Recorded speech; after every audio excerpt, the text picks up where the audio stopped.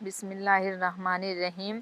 हजरत सालेह अलैहिस्सलाम ने जो ये माजरा सुना तो मुसलमानों से फरमाया कि ये शहर गजब इलाही की नाजिल होने की जगह हुई, यहाँ पर रहना हरगिज़ मुनासिब नहीं है।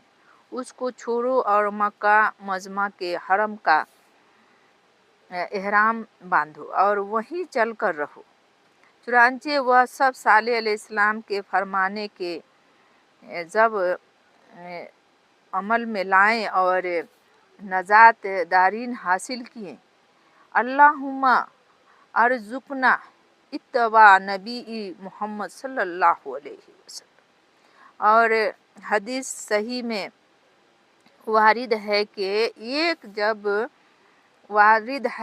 जब आन हजरत सल्लल्लाहु अलैहि वसल्लम गजवा तबूक के सफ़र में हुज्र के दरवाजे पर पहुँचे, सहाबा रजी अल्लाह अन्हा से इरशाद फरमाया कि तुम में से कोई शख्स उस शहर में ना बैठे और ना पानी पिए मगर ये कि रोता हुआ और डरता हुआ उस वास्ते के रूहें उन काफिरों की उस शहर में अजाब इलाही में गिरफ्तार है। और जैसे जाए पर अजाब इलाही नाजिल होता है वहाँ से दूर रहना खूब है। और ये भी हदीस शरीफ में आया है कि समूद की कौम के काफिरों से कोई आदमी नहीं बचा मगर एक शख्स जिसका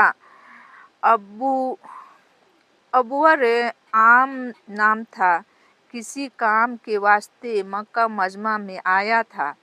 सो जब तक हरम शरीफ के अंदर रहा तब तक अजाब इलाही से महफूज रहा।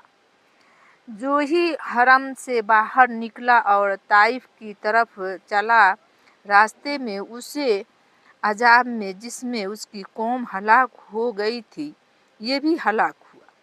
अल्लाहु अकबर, अल्लाहु अकबर।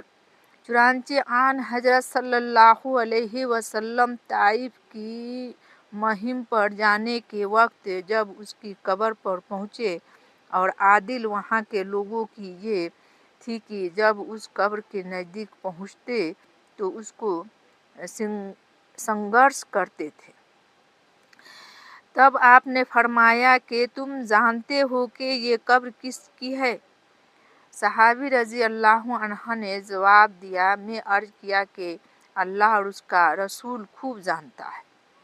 आन हजरत सल्लल्लाहु अलैहि वसल्लम ने जब किस्सा उसका महफिल अपने ज़बान फेज तर्जुमा से इरशाद फरमाया और कहा कि इस मेरे बात की सच्चाई की निशानी ये है कि उसकी छड़ी सोने की उसके साथ ही दफन हुई है। सहाबी रजी अल्लाह अन्हा ने जो ये कलाम सुना दौड़े और उसकी कब्र को तलवारों से खोदा और वह सोने की छड़ी उसकी निकाल लाए और उसकी कब्र को फिर उसी तरह बांध दिया।